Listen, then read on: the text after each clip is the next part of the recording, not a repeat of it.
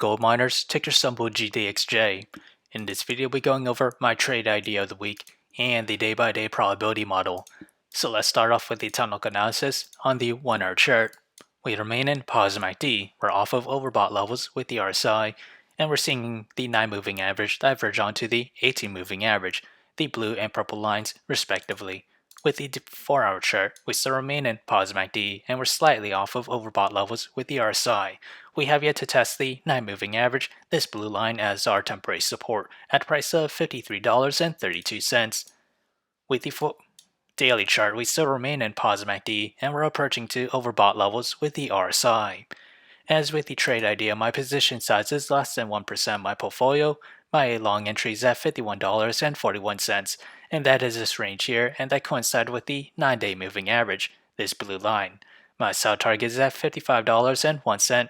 My stop loss is at $50.26. However, if I were to open a short position, my entry is at $56.21. My sell target is at $52.61. And my stop loss is at $57.46. So whichever entry price were to hit first, that'll be my position of the week.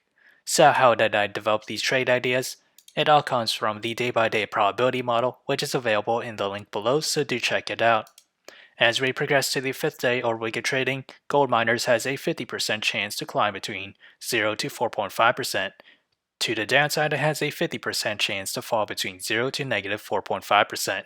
So if you enjoyed this content, feel free to like, comment, subscribe, and thank you for watching.